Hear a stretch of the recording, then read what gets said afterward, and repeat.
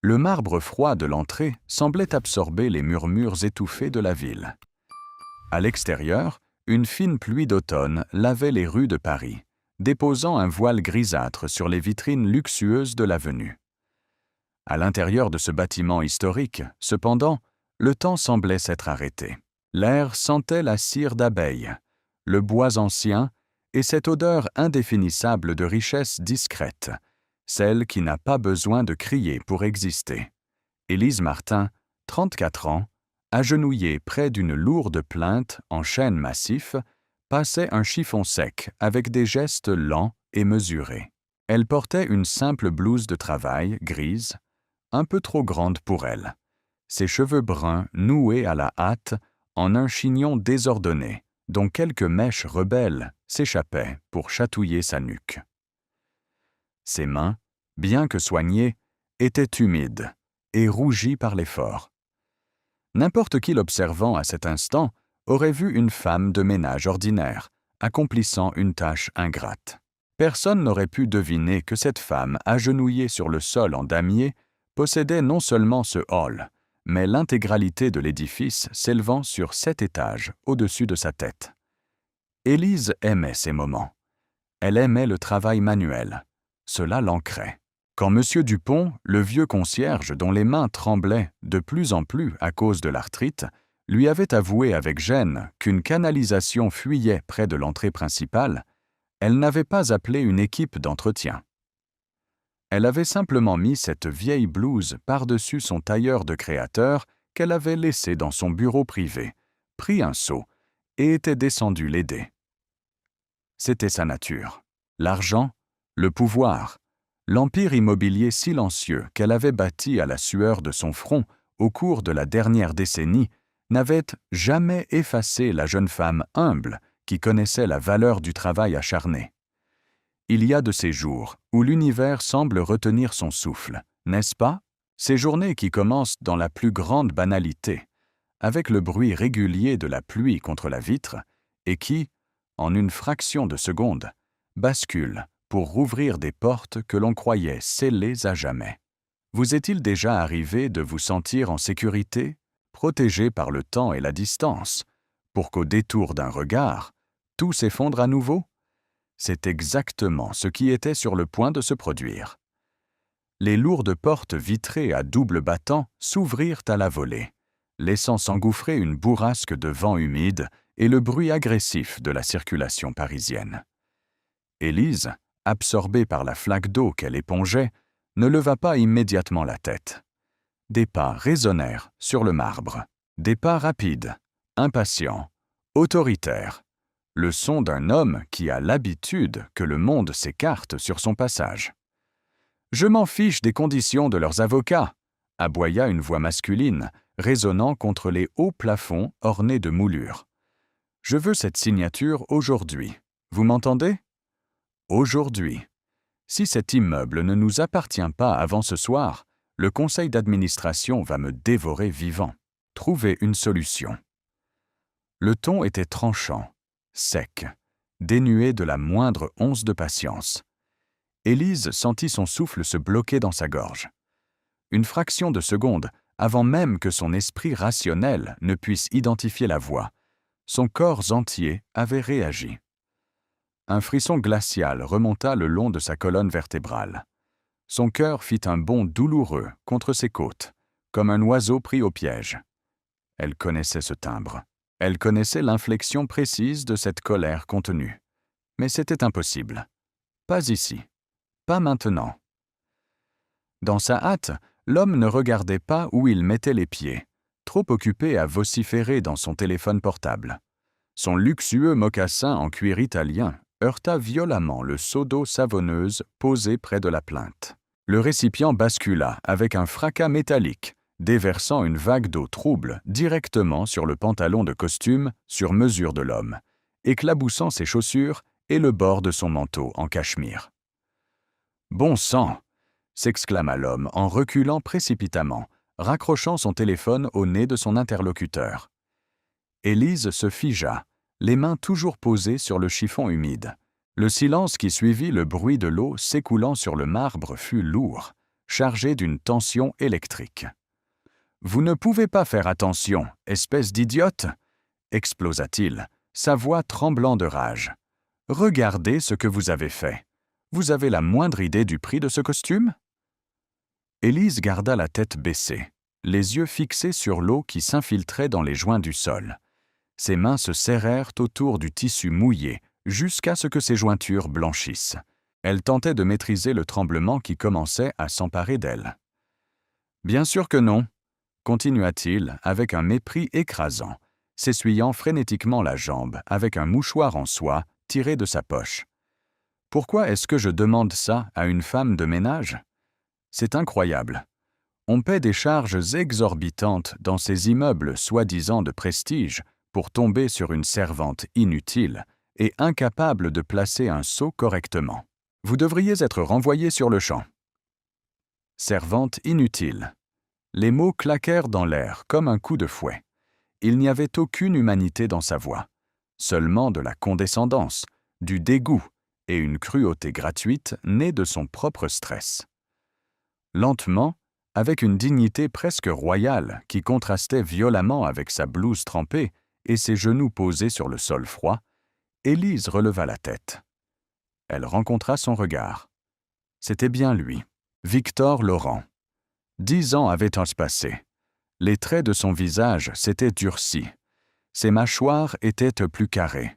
Son regard plus sombre, entouré de légères cernes qui trahissaient un épuisement profond, dissimulé sous un masque d'arrogance. Ses cheveux sombres étaient coiffés avec une précision maniaque, et son aura respirait un succès financier agressif. Pourtant, sous cette carapace de milliardaire impitoyable de l'immobilier, Élise pouvait voir la même ambition dévorante qui brûlait dans ses yeux, cette même flamme froide qui avait autrefois réduit son propre cœur en cendres. Lorsqu'elle ancra ses yeux noisettes dans les siens, la respiration de Victor se coupa net. Le mouchoir en soie glissa de ses doigts pour atterrir dans la flaque d'eau sale. Le temps sembla se suspendre dans le grand hall. Le murmure de la pluie à l'extérieur s'effaça. Les bruits de la rue disparurent.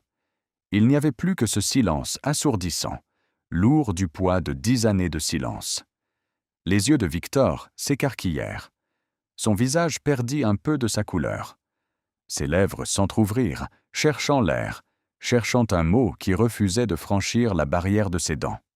« Élise » murmura-t-il, la voix soudain vide de toute son arrogance précédente. L'incrédulité la plus totale déformait ses traits. Élise sentit son monde vaciller. Parfois, nous pensons avoir guéri. Nous construisons des murs d'indépendance, de succès, de résilience. Nous nous convainquons que le passé n'est plus qu'une histoire qui est arrivée à quelqu'un d'autre. Et puis, la personne qui a tenu l'allumette pour brûler notre monde réapparaît, et nous réalisons que les cicatrices tiraillent toujours sous la peau. Elle ne répondit pas. Elle resta agenouillée, son regard calme, impassible, scrutant le visage de l'homme qu'elle avait aimé plus que sa propre vie. Victor cligna des yeux, comme pour dissiper une hallucination. Il regarda son visage, toujours aussi beau, empreint d'une maturité silencieuse. Puis, son regard descendit. Il vit la blouse grise, informe, tachée d'eau savonneuse. Il vit les mains rougies tenant la serpillière. Il vit le vieux seau en plastique. Élise regarda attentivement les micro-expressions traverser le visage de Victor. Elle vit le choc initial se transformer en confusion, puis, tragiquement, en une forme de pitoyable soulagement mêlé de mépris. Dans l'esprit de Victor, la scène prenait soudain un sens logique. Il l'avait laissée sans rien, brisée, pauvre. 10 ans plus tard, la retrouver à frotter les sols d'un immeuble huppé correspondait parfaitement à la réalité qu'il avait construite pour justifier son propre départ. Dans sa tête, il était devenu le roi du monde, et elle n'avait jamais pu s'élever au-dessus de sa condition. Il n'avait donc pas à se sentir coupable. Elle était restée faible. Ses épaules, qui s'étaient affaissées sous le choc, se redressèrent. Le masque de l'homme d'affaires impitoyable se remit en place, bien que légèrement fissuré. « Élise », répéta-t-il, le ton désormais teinté d'une pitié arrogante qui retourna l'estomac de la jeune femme. « Regarde-toi, c'est donc là que tu as atterri? À nettoyer mes chaussures. Je suppose que certaines choses ne changent jamais. » Élise serra les dents si fort que sa mâchoire lui fit mal. Elle aurait pu parler. Elle aurait pu se lever, retirer cette blouse, appeler la sécurité et le faire jeter dehors. Elle aurait pu lui dire que le bureau dans lequel il se rendait, le bureau du grand patron qu'il cherchait désespérément à rencontrer pour sauver son entreprise, était le sien. Mais elle ne le fit pas. Une tempête de souvenirs venait de se déclencher dans son esprit. Des images enfouies, des échos de douleur qu'elle avait mis des années à anesthésier, refaisaient une surface avec une violence inouïe, l'emportant loin de ce hall de marbre, pour la ramener 10 ans en arrière. L'odeur de la pluie sur le bitume, le froid mordant d'un soir de novembre. Dans son esprit, Élise n'avait plus 34 ans. Elle en avait 24. Elle se revit dans ce minuscule appartement sous les toits de Paris, celui dont les murs étaient si fins qu'on entendait les voisins respirer. La pièce était plongée dans la pénombre, éclairée seulement par la lueur blafarde du lampadaire dans la rue. Elle avait froid. Elle avait tellement froid. Elle venait de rentrer de l'hôpital. Sa mère, la seule famille qui lui restait, s'était éteinte quelques heures plus tôt, après une longue et épuisante bataille contre la maladie. Élise était vidée, épuisée émotionnellement, financièrement ruinée par les factures médicales non remboursées. Son seul phare dans cette nuit absolue, sa seule raison de tenir bon, c'était Victor. Victor, qui partageait sa vie depuis 3 ans. Victor, l'étudiant brillant en commerce qui lui promettait qu'un jour, ils auraient le monde à leurs pieds. Mais lorsqu'elle avait poussé la porte de l'appartement ce soir-là, les yeux gonflés par les larmes, cherchant désespérément la chaleur de ses bras pour ne pas s'effondrer, elle n'avait pas trouvé un abri. Elle avait trouvé des valises. Elle se souvenait de la scène avec une précision terrifiante. Victor, debout près de la porte, boutonnant son manteau sombre. Il ne la regardait pas dans les yeux. Il fixait un poing sur le mur écaillé au-dessus de son épaule. « Que fais-tu » avait-elle demandé, sa voix n'étant qu'un murmure brisé. « Maman est... Elle est partie, Victor. J'ai besoin de toi. » Il avait enfin baissé les yeux vers elle. Ce même regard qu'il venait de lui lancer à l'instant dans le hall. Un regard plein de pitié froide, de calcul silencieux. « Je suis désolé, Élise, » avait-il répondu d'un ton monocorde, comme s'il récitait un texte préparé à l'avance. « Pour ta mère ?»« Sincèrement. »« Mais je dois partir. » Elle s'était approchée, refusant de comprendre, s'agrippant au tissu de son manteau comme un naufragé à une bouée. « Partir? Mais où? Pas ce soir. Je t'en prie, ne me laisse pas seule ce soir. Je n'ai plus personne. » Il s'était dégagé de son étreinte avec une douceur calculée qui l'avait blessé bien plus qu'une gifle. « Tu ne comprends pas, Élise. Je quitte cet appartement. Je te quitte. » Le sol s'était dérobé sous ses pieds.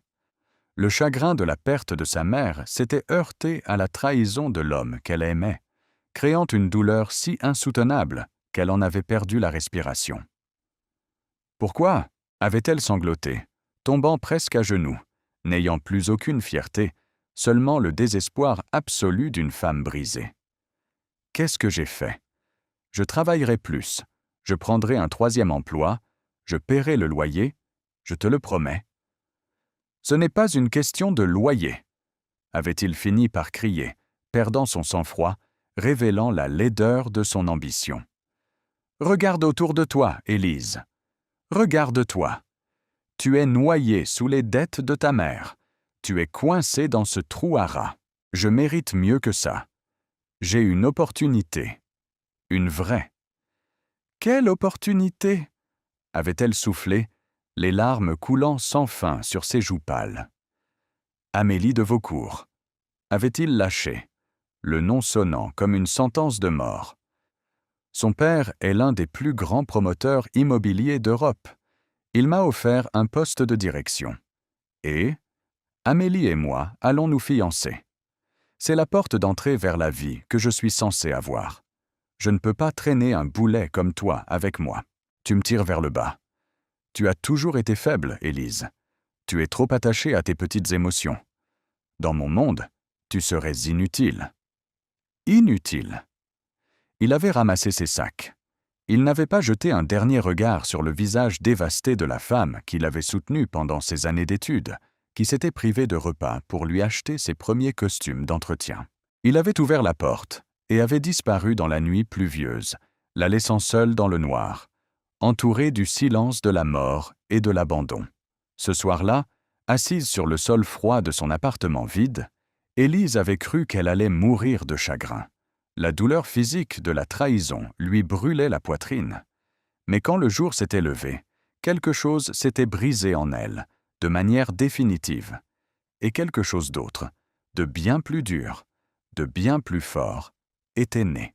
La jeune fille naïve et dépendante était morte avec sa mère cette nuit-là.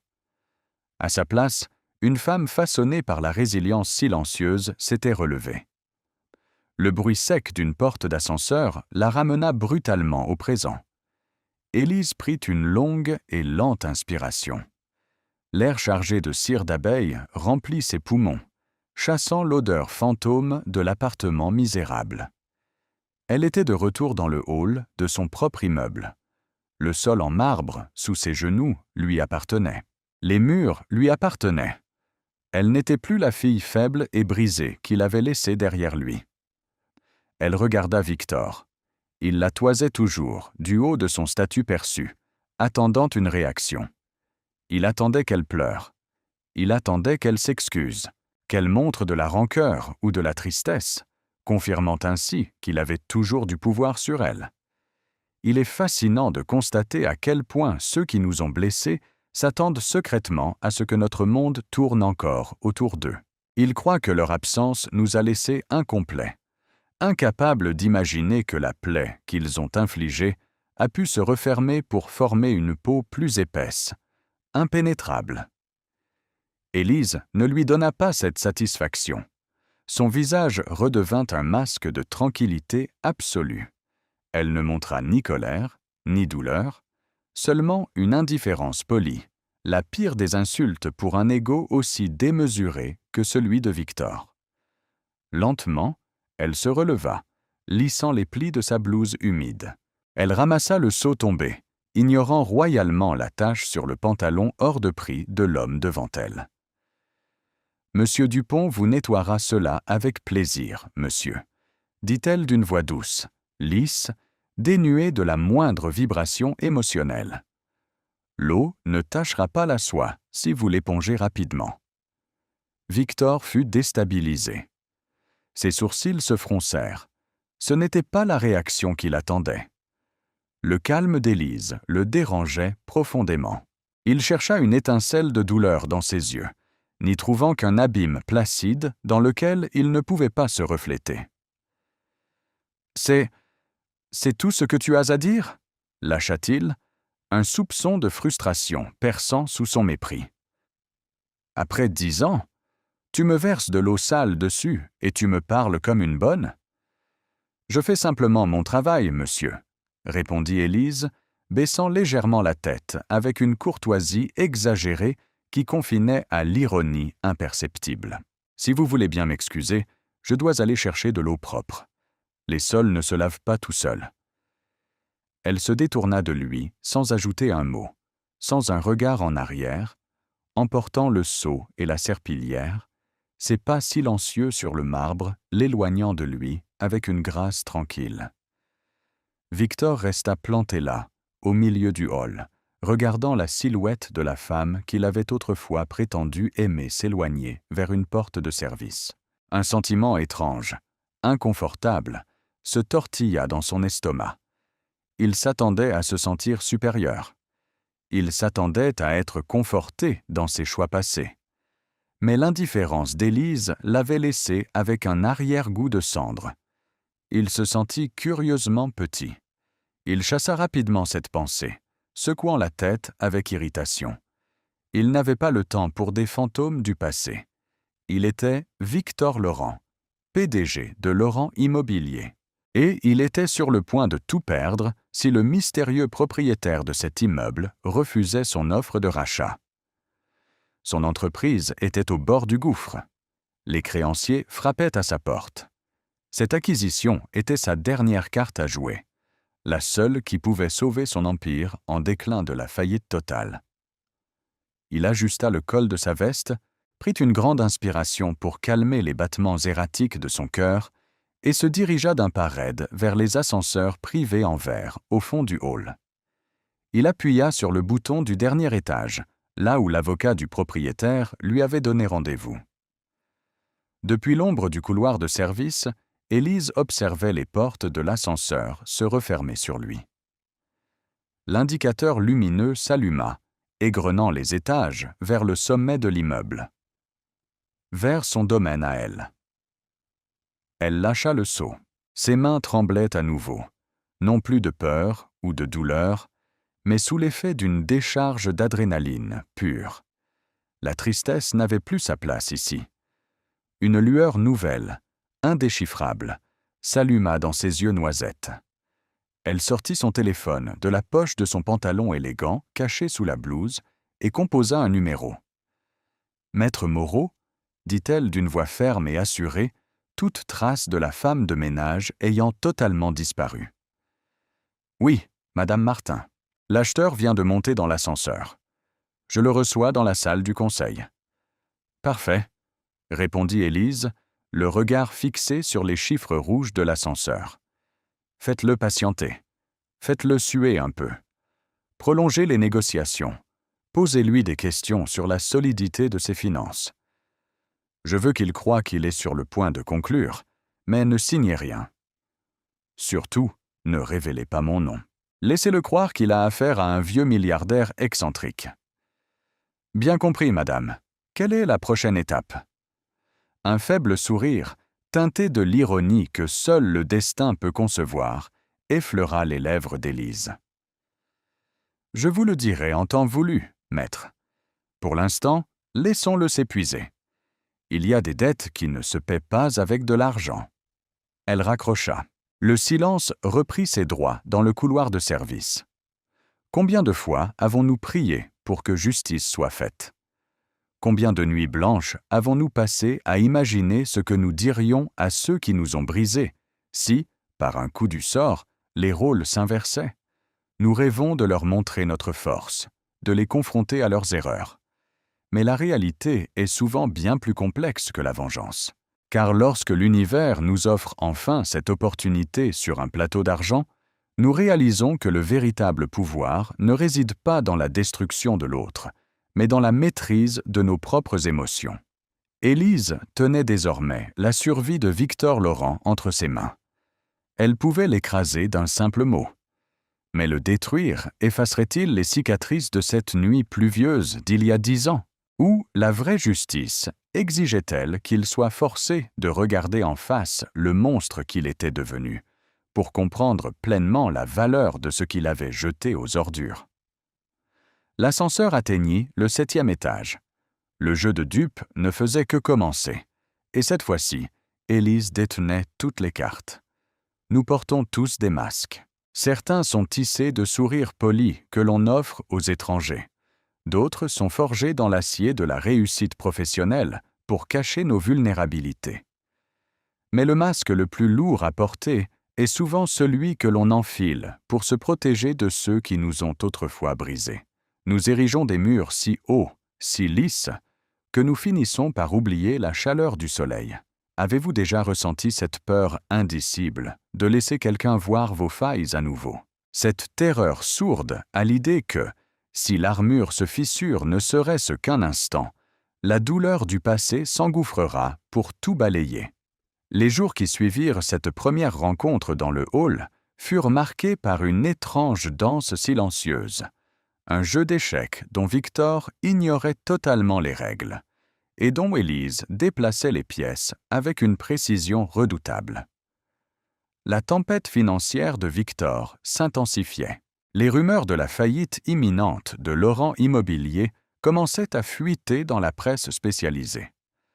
Les actions de son entreprise chutaient, ses créanciers perdaient patience, et son conseil d'administration menaçait de l'évincer s'il ne finalisait pas l'acquisition de cet immeuble historique avant la fin de la semaine.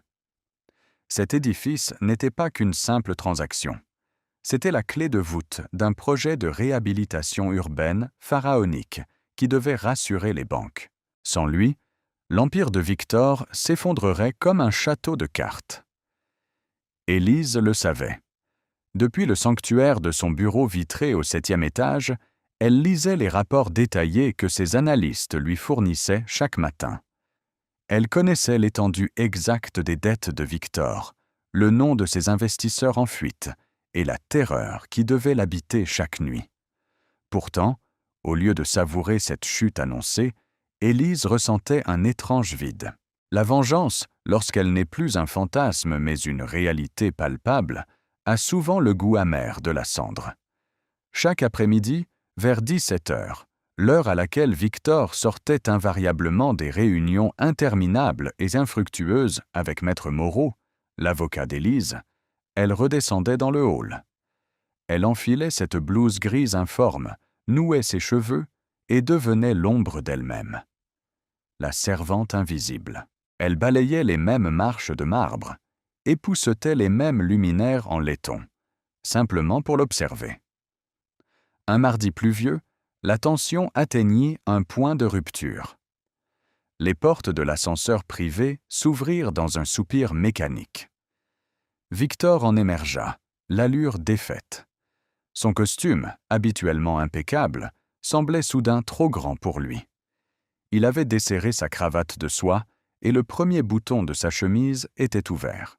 Sa mallette en cuir pendait lourdement au bout de son bras, comme si elle contenait du plomb. Élise, un chiffon à poussière à la main, frottait la rampe de l'escalier principal.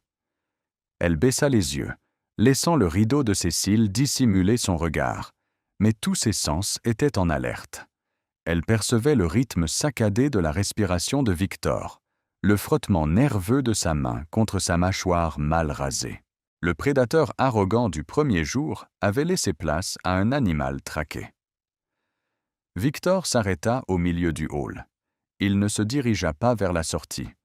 Son regard erra sur les moulures du plafond, sur les lourds lustres en cristal, comme s'il cherchait une réponse gravée dans la pierre. Puis, ses yeux se posèrent sur la silhouette voûtée d'Élise. Une idée, née du désespoir le plus total, sembla germer dans son esprit. Il se redressa légèrement, remettant en place ce masque d'assurance qui commençait tragiquement à se fissurer. Il s'approcha d'elle, ses pas résonnant avec une lourdeur nouvelle. Élise ne bougea pas, continuant son mouvement régulier sur le bois verni de la rampe. « Élise !» lança-t-il. Sa voix était moins tranchante que la dernière fois, mais elle conservait cette inflexion de supériorité qui lui était si naturelle. Elle suspendit son geste, redressant lentement le dos. Lorsqu'elle se tourna vers lui, son expression était d'une neutralité absolue. C'était cette absence d'émotion qui déstabilisait Victor plus que tout. Il aurait su gérer la colère, il aurait su gérer les larmes, mais cette indifférence placide était un mur sur lequel il s'écrasait à chaque fois. « Monsieur Laurent ?» murmura-t-elle poliment, gardant ses mains sagement croisées sur son tablier. « Monsieur Dupont est absent aujourd'hui. Puis-je vous aider pour quelque chose ?» Victor eut un rictus agacé, passant une main nerveuse dans ses cheveux. Il jeta un coup d'œil autour d'eux pour s'assurer que le hall était désert. « Laisse tomber cette politesse ridicule, Élise. Nous savons tous les deux qui nous sommes, » siffla-t-il, s'approchant d'un pas. Élise soutint son regard sans ciller. La proximité de son corps ne provoqua plus le frisson de terreur, ni la palpitation amoureuse d'autrefois. Elle ne sentit qu'une vague odeur de café froid et de parfum de luxe amer, l'odeur d'un homme qui ne dort plus. « Je sais qui je suis, monsieur Laurent. Je suis employé ici. Quant à vous, vous êtes un visiteur. Rien de plus. » La mâchoire de Victor se contracta.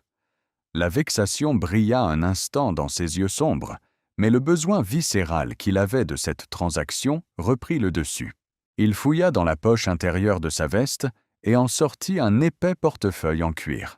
« Écoute-moi bien, » commença-t-il, baissant la voix, adoptant un ton de conspirateur qui donna la nausée à Élise.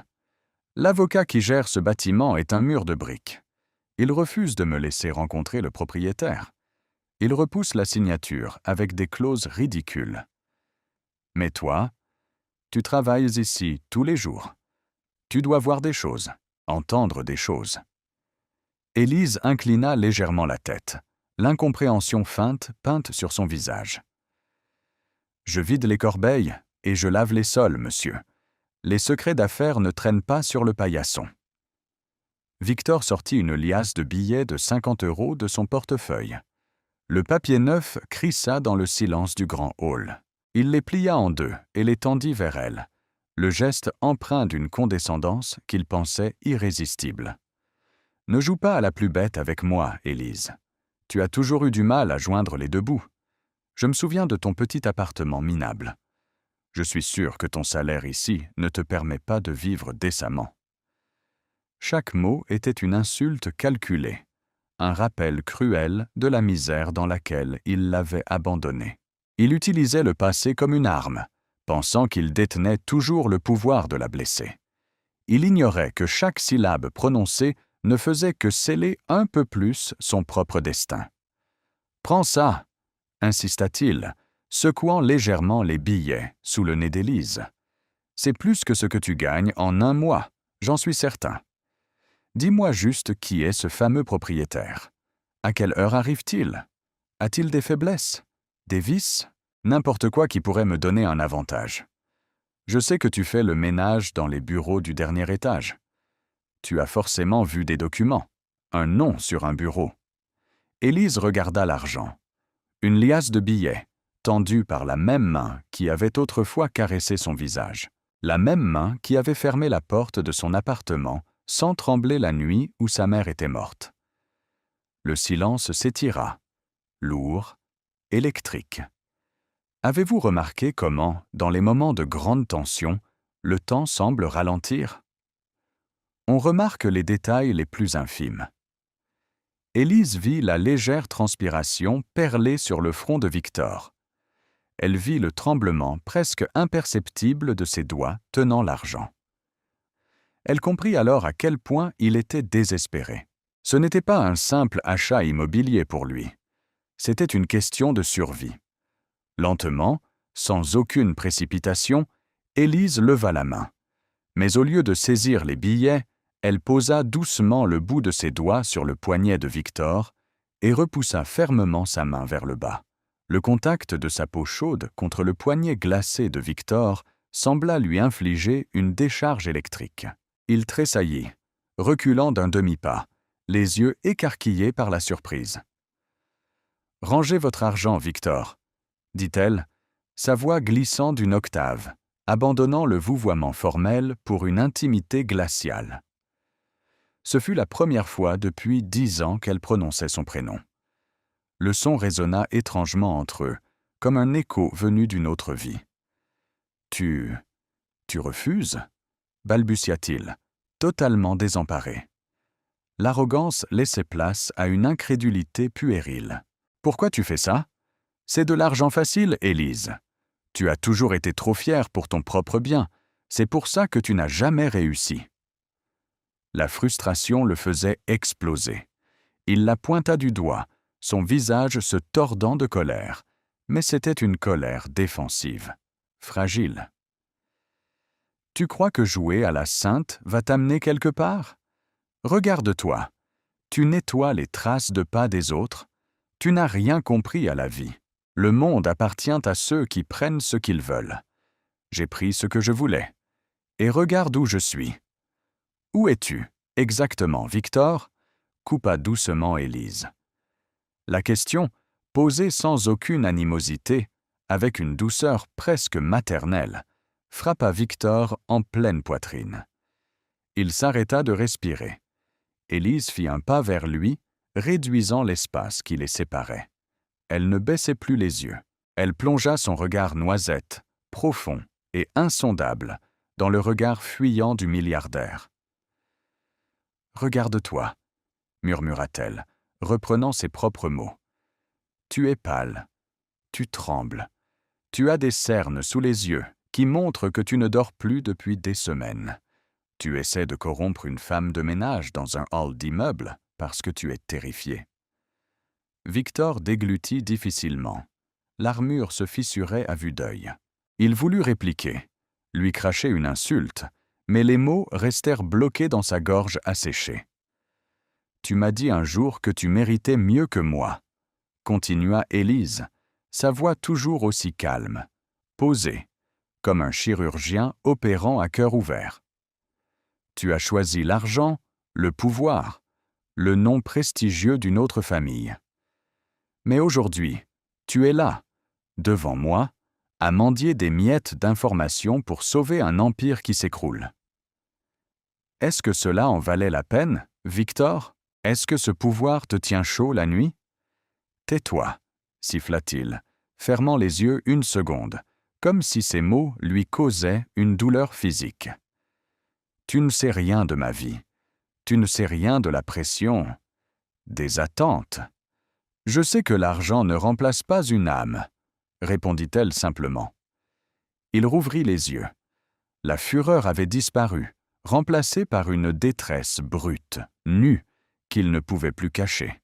L'espace d'une seconde, Élise vit le jeune homme dont elle était tombée amoureuse autrefois. Un homme qui avait eu peur de la pauvreté, peur de l'échec, et qui s'était laissé dévorer par le monstre de l'ambition pour se protéger. Ce n'était plus un monstre invincible qui se tenait devant elle. C'était un homme brisé par ses propres choix. Élise sentit un serrement dans sa poitrine. La colère froide qui l'avait animée au début laissait place à une tristesse infinie. Elle aurait voulu le détester pleinement, sans réserve. Il aurait été tellement plus facile de l'écraser s'il était resté un cliché d'arrogance jusqu'au bout. Mais voir sa vulnérabilité compliquait tout.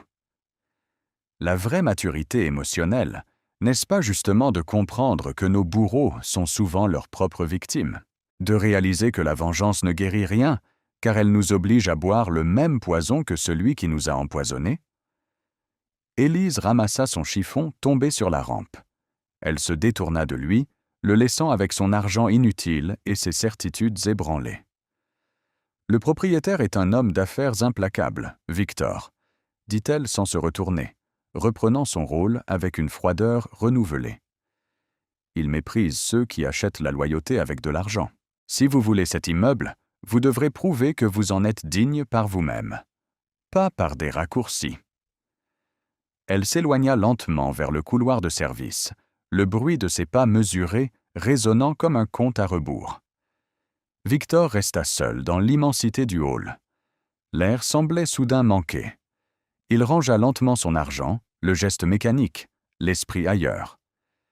Les paroles d'Élise tournaient dans sa tête comme un poison lent. « Où es-tu » ? Exactement, Victor. Il baissa la tête, regardant son reflet déformé dans le marbre poli. Pour la première fois depuis 10 ans, il n'aima pas ce qu'il vit. Le piège venait de se refermer d'un cran supplémentaire. Élise n'avait pas seulement refusé son argent, elle l'avait forcé à se regarder dans le miroir. La partie d'échecs touchait à sa fin, et les pièces maîtresses allaient bientôt devoir tomber les masques. La nuit possède cette faculté singulière de faire tomber les armures les plus épaisses. Lorsque le tumulte de la journée s'éteint, que les téléphones cessent de sonner et que la ville plonge dans une obscurité complice, nous nous retrouvons face à notre propre reflet, sans le bruit de fond pour étouffer la voix de notre conscience. Avez-vous déjà remarqué comment le silence de la nuit peut être assourdissant lorsqu'on porte le poids du regret? Il était près de 23 heures. Le hall de l'immeuble n'était plus éclairé que par les appliques murales au ton chaud, projetant de longues ombres dorées sur le marbre. À l'extérieur, la pluie parisienne avait redoublé d'intensité, frappant les lourdes portes vitrées avec une mélancolie presque rythmée. Élise ne dormait pas. Dans son vaste bureau du 7e étage, plongée dans la pénombre, elle avait passé les dernières heures à fixer les lumières de la ville à travers l'immense baie vitrée. Les dossiers d'acquisition de Laurent Immobilier reposaient sur son bureau en chêne massif, ouverts, éparpillés. Elle connaissait les chiffres par cœur. Elle savait que les comptes de Victor étaient à sec. Demain matin, à 8 heures précises, s'il ne signait pas le rachat de ce bâtiment, les banques saisiraient ses actifs. L'empire qu'il avait bâti sur les cendres de leur amour s'effondrerait. C'était le moment qu'elle avait imaginé tant de fois au fil des années. Le sommet de la montagne. La victoire absolue. Pourtant, assise dans son fauteuil en cuir, Élise ressentait une oppression étrange dans sa poitrine. Une agitation sourde l'empêchait de trouver le repos. Poussée par une impulsion qu'elle ne chercha pas à analyser, elle se leva, quitta son tailleur pour enfiler à nouveau sa blouse grise de travail et prit l'ascenseur de service pour descendre dans le hall. Elle avait besoin d'ancrer son esprit, de toucher la réalité de ce bâtiment qu'elle avait sauvé de la ruine, pierre par pierre. Lorsqu'elle arriva au rez-de-chaussée, le bruit régulier de la pluie fut interrompu par un autre son. Un son bas, rauque, étouffé. Élise s'immobilisa dans l'ombre du couloir. Au centre du hall, assis sur l'une des grandes banquettes en cuir capitonné réservées aux visiteurs, se trouvait Victor. Il n'était pas rentré chez lui. Son apparence était à des années-lumière du milliardaire arrogant qui avait fait irruption dans ce même hall quelques jours plus tôt. Sa veste de costume était jetée négligemment sur le sol, comme un fardeau devenu trop lourd à porter. Sa cravate avait disparu. Les manches de sa chemise hors de prix étaient retroussées jusqu'au coude, révélant des avant-bras tendus. Il était penché en avant, les coudes appuyés sur ses genoux, le visage enfoui dans ses mains. Ses épaules larges étaient secouées par un tremblement imperceptible. Il dégageait une aura de solitude si profonde, si absolue, qu'elle glaça le sang d'Élise. La colère, cette vieille compagne qui l'avait maintenue debout pendant des années, vacilla soudainement. Il est troublant de voir la personne qui vous a détruite se décomposer devant vous. On s'attend à ressentir de la joie, un sentiment de triomphe exaltant. Mais lorsque l'on possède un cœur profondément empathique, la souffrance d'autrui, même celle de son propre bourreau, reste une tragédie difficile à regarder en face. Élise fit un pas en avant. Le léger frottement de la semelle de sa chaussure sur le marbre suffit à briser le silence. Victor releva brusquement la tête, comme un animal surpris.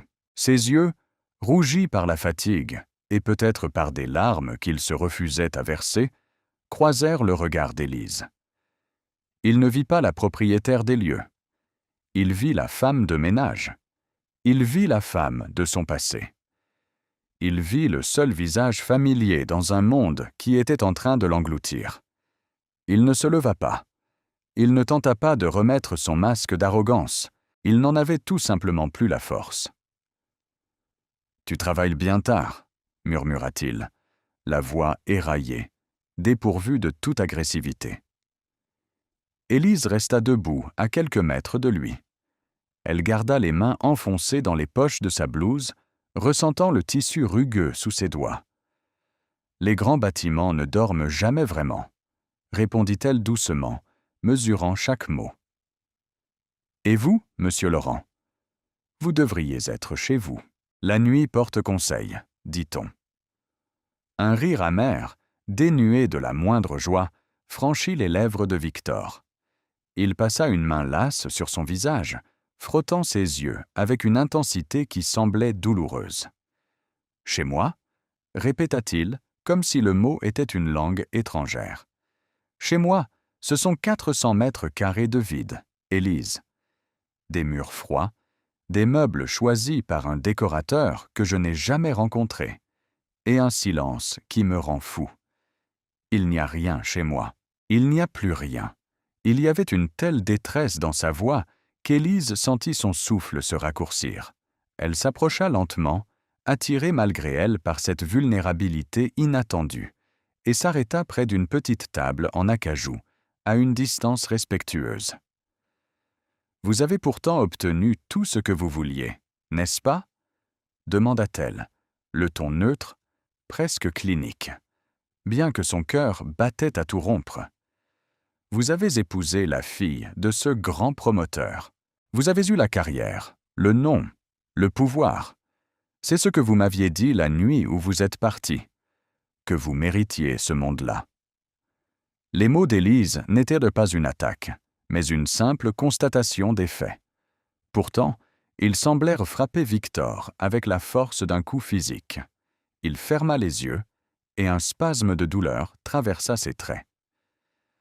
Avez-vous déjà ressenti cette douleur poignante lorsque quelqu'un vous tend le miroir de vos propres erreurs passées? C'est une agonie lente de réaliser que les fondations sur lesquelles on a construit sa vie sont faites de mensonges et de trahisons. Amélie et moi avons divorcé il y a 3 ans, finit-il par dire dans un souffle, les yeux toujours fixés sur le sol en damier. Élise ne laissa rien paraître de sa surprise. Ses enquêteurs ne lui avaient pas fourni ce détail intime, se concentrant uniquement sur la situation financière de l'entreprise. « Je suis désolée de l'entendre, » dit-elle par pur réflexe de politesse. « Ne le sois pas, » la coupa-t-il, relevant la tête pour la regarder avec une intensité désespérée. Ce mariage était une transaction commerciale, une fusion d'intérêts. Son père m'a donné le capital. Je lui ai donné une façade de respectabilité. Il n'y avait pas d'amour, pas une seule once. Nous vivions dans la même maison comme 2 étrangers polis, occupés à faire grandir un empire de béton. Il se pencha en arrière contre le dossier en cuir, l'air totalement vidé. L'éclairage tamisé creusait les rides d'expression autour de sa bouche, le vieillissant d'une décennie. J'ai passé 10 ans à courir, Élise. 10 ans à écraser des concurrents, à acheter des terrains, à construire des tours de verre pour toucher le ciel. Je pensais que si j'amassais suffisamment de zéros sur mon compte en banque, je finirais par ressentir cette plénitude que je cherchais. Je pensais que l'argent effacerait le froid. « Et l'a-t-il fait ?» demanda doucement Élise. Victor la fixa longuement. L'arrogance avait complètement fondu, laissant place à une vérité nue, brutale. Non, ça a rendu le froid permanent. Il se fit un silence pesant, seulement troublé par le roulement lointain du tonnerre. Élise l'observait, partagée entre la stupéfaction et une immense tristesse. L'homme qu'elle avait tant haï, le monstre froid qui avait hanté ses cauchemars pendant des années, n'était en réalité qu'un homme misérable, emprisonné dans une cage dorée qu'il avait lui-même construite. Il est fascinant de constater que les blessures que l'on inflige aux autres finissent souvent par nous infecter de l'intérieur. Victor avait sacrifié l'amour pur sur l'autel de l'ambition, et il se retrouvait aujourd'hui à mourir de faim spirituelle, assis au sommet d'une montagne d'or. « Demain matin, à 8 heures, je dois signer l'achat de cet immeuble, » reprit Victor, la voix tremblante. « C'est ma dernière chance. Mon entreprise est en train de couler, Élise. Mon beau-père, après le divorce, a retiré tous ses fonds. Il a convaincu les autres investisseurs de me lâcher. Je suis seul.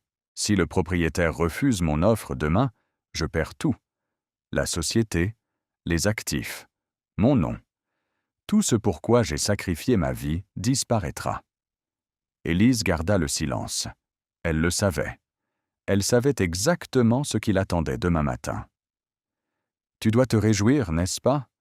murmura-t-il, un sourire triste et résigné étirant ses lèvres. « Te voilà, nettoyant les sols d'un immeuble la nuit, et moi, l'homme qui se croyait le roi du monde, sur le point de tout perdre. C'est une belle ironie du sort. La justice karmique, comme on dit. Il ne s'agissait plus de pitié ou de condescendance. Il parlait avec une lucidité brutale sur lui-même.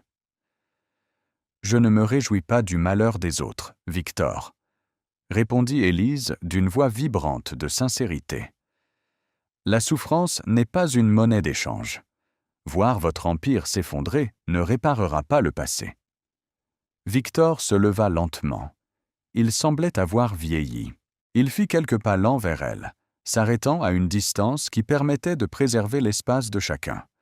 L'odeur de la pluie sur ses vêtements se mêla à l'air de la pièce. « Le passé » répéta-t-il, le regard perdu dans le vide. « Tu sais à quoi je pense, toutes ces nuits où je n'arrive pas à dormir ? Je ne pense pas au contrat perdu.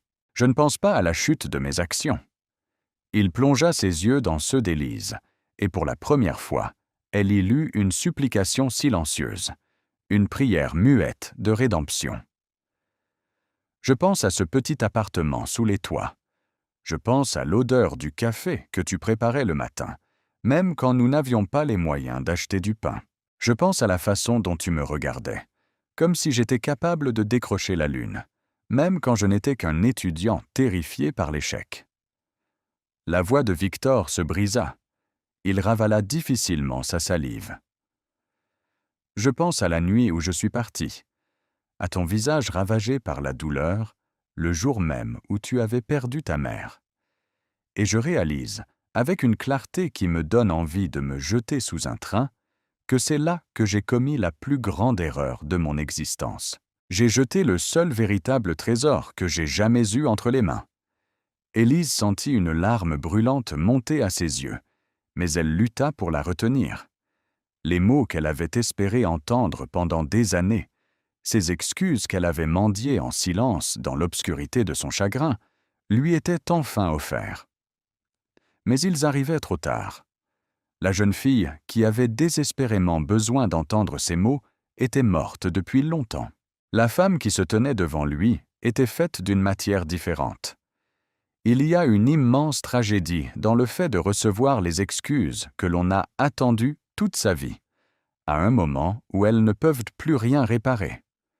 Le pardon est possible, oui, mais la restauration de ce qui a été brisé est une toute autre affaire.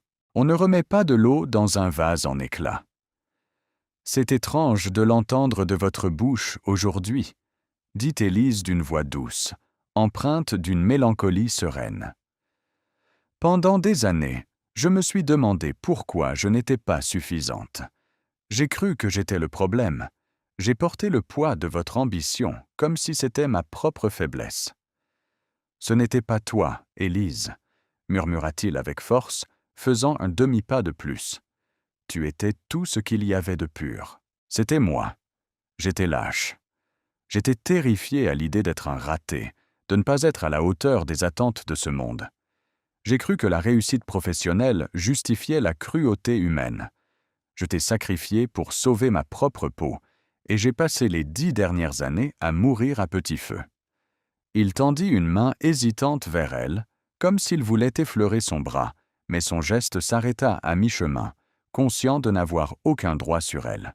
Il laissa retomber sa main le long de son corps, dans un geste de défaite absolue. « Si demain je perds tout, » reprit-il, la voix n'étant plus qu'un murmure dans le vaste hall. « Si cet avocat me ferme la porte au nez au nom de son mystérieux patron, je crois que je l'aurais mérité. Pour la première fois de ma vie, je comprends ce que signifie payer le prix de ses actes. » Élise le regarda longuement.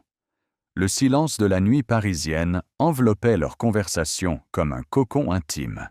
Les tensions professionnelles, les milliards en jeu, les contrats et les avocats semblaient de soudainement insignifiants face à la grandeur tragique de ce moment de vérité humaine. La propriétaire de l'empire immobilier, qui se cachait sous cette blouse grise, ressentit un vertige profond. Elle tenait le cœur et la vie de cet homme dans le creux de sa main. Une phrase d'elle, à cet instant précis, pouvait soit achever de le détruire, soit lui redonner une étincelle d'espoir. Mais la grande révélation devait avoir lieu dans la lumière du jour. Dans la salle du conseil, là où les choix professionnels rencontrent les conséquences morales. Le propriétaire de cet immeuble n'est pas un homme qui agit par cruauté. Victor, dit doucement Élise, rompant le silence pesant. Il agit avec justice. Demain, vous aurez ce que vous méritez. Pas plus, pas moins. Victor esquissa un sourire triste, pensant qu'elle essayait simplement de le réconforter avec de vagues notions de philosophie. Tu as un bon fond, Élise, toujours prête à voir la justice là où il n'y a que de la finance impitoyable. Tu es restée la même, douce, rêveuse. Je suppose que c'est pour cela que tu es heureuse dans cette vie simple. Tu n'as pas été corrompue. S'il savait que la femme qu'il qualifiait de simple était celle qui régnait sur un empire bâti avec une intégrité farouche, gagnant le respect des plus grands noms de Paris. S'il savait que cette femme de ménage s'apprêtait à siéger en face de lui dans quelques heures pour sceller son destin. Élise recula lentement. L'intimité de cette confession nocturne avait atteint son point culminant. Elle devait mettre de la distance entre eux avant que ses propres émotions ne la trahissent. « Il se fait tard, monsieur Laurent. Vous devriez essayer de vous reposer. Demain sera une longue journée. » Victor la regarda s'éloigner, ses pas silencieux sur le marbre. L'illusion qu'il avait entretenue pendant cette brève conversation s'évanouissait. Elle n'était pas là pour le sauver. Elle n'était qu'un écho de sa propre conscience, un fantôme de son passé venu assister à ses dernières heures de gloire. « Élise » appela-t-il doucement alors qu'elle atteignait la porte du couloir de service. Elle s'arrêta, tournant légèrement la tête vers lui, son profil délicat découpé par la lumière tamisée. « Je sais que ça ne change rien, » dit-il, la voix chargée d'une émotion brute, incontrôlable. « Je sais que les mots sont creux, mais... Pardonne-moi, s'il te plaît, pour ce que je t'ai fait subir. Pardonne-moi. » Le souffle d'Élise se suspendit. Le pardon, ce concept si vaste, si lourd, que l'on passe parfois une vie entière à essayer d'atteindre. Le pardon n'efface pas les cicatrices, il enlève simplement la douleur lorsqu'on les touche. À cet instant, face à cet homme brisé, dépouillé de son arrogance, Élise réalisa que la rancune qui l'habitait depuis 10 ans s'était évaporée. Elle ne ressentait plus de haine, seulement une profonde compassion pour l'être humain imparfait qui se tenait devant elle. Mais la compassion n'exclut pas la justice. Elle ne répondit pas immédiatement. Elle fixa la pénombre du couloir, laissant les mots de Victor résonner dans son esprit. « Le pardon est un chemin, Victor, » murmura-t-elle finalement sans se retourner. « Pas une destination qu'on atteint en une nuit. Dormez bien. » Elle poussa la porte de service et disparut dans l'obscurité, laissant Victor seul dans le hall majestueux, face à ses démons et à l'imminence de sa propre chute. De retour dans son bureau au dernier étage, Élise ôta sa blouse avec une lenteur calculée. Elle la plia soigneusement et la rangea dans un tiroir. Le déguisement n'était plus nécessaire. Le jeu de dupe était terminé. Elle s'approcha de son bureau et posa ses mains à plat sur le bois froid. Son regard se posa sur le dossier principal, celui qui portait le sceau de Laurent Immobilier. L'heure n'était plus à l'hésitation. La confession de Victor avait confirmé ce qu'elle soupçonnait. Il avait besoin d'être brisé pour être reconstruit. Son empire financier était toxique, bâti sur des compromissions et un vide moral absolu. L'aider à le maintenir à flot ne ferait que prolonger son agonie spirituelle. S'il devait un jour retrouver sa véritable humanité, il devait d'abord tout perdre. Il devait réapprendre la valeur de la base, loin des sommets artificiels où l'air est si rare qu'il étouffe l'âme. Élise décrocha le téléphone en bakélite posé sur son bureau et composa un numéro direct. L'horloge affichait minuit passé. « Maître Moreau » dit-elle lorsque l'avocat décrocha d'une voix ensommeillée. « Je vous prie de m'excuser pour l'heure tardive. »« Madame Martin ? Aucun problème. Je suis à votre disposition. Y a-t-il un changement de programme pour demain matin ? » « Non, maître.